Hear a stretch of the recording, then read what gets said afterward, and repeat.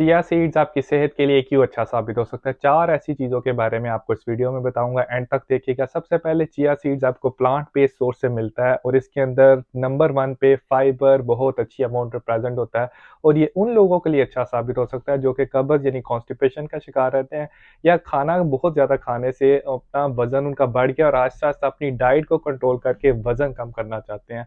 अब इसके अंदर जो सॉल्युबल फाइबर होता है, एक तो आपको कब्ज़ से तो बचाएगा, दूसरा आपके जो स्टमक को सिग्नल भेजेगा फुलनेस का, जिसका मतलब आपको ज़्यादा भूख नहीं लगेगी, तो आप अनहेल्दी चीज़ें खा के अपना वज़न नहीं बढ़ाएँगे।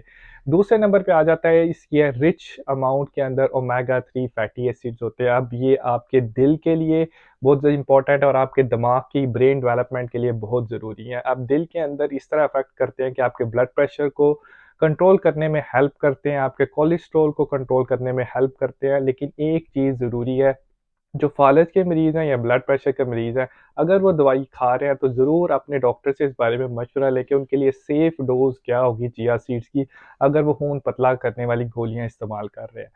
तीसरे नंबर पे आ जाता है चिया सीड्स के अंदर बहुत ज़्यादा मिनरल्स होते हैं जैसे कि कैल्शियम, मैग्नीशियम, ज़िंक, जो कि थकावट में आपको हेल्प करते हैं, आपकी हड्डियों की स्ट्रेंथ के लिए बहुत ज़्यादा ज़रूरी होते हैं। चौथे नंबर पे इसके अंदर रिच अमाउंट में एंटीऑक्सीडेंट्स होते हैं जो कि आपकी बॉडी के अंदर डिफरेंट लेवल पे जो सेल डैमेज हो रहा होता है उसके अगेंस्ट हेल्पफुल होते हैं।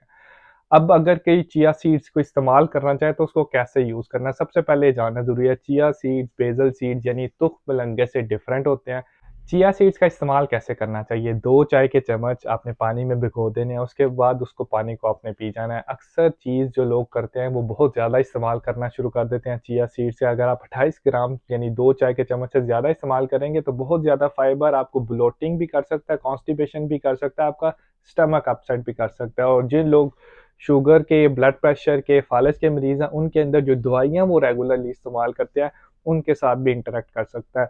कोशिश करें कि इसको सूखे चिया सीड्स खाने के बाद पानी का इस्तेमाल ना करें, क्योंकि 2015 में एक ऐसा केस सामने आया था जिसमें किसी बंदे के जो खुराक की नाली यानी एसोफेगस के अंदर चिया सीड जो सूखे खाने के बाद जब पानी पिया तो जब वो फूल गए तो वहाँ उसने ऑब्स्ट्रक्शन कॉज़ कर दी।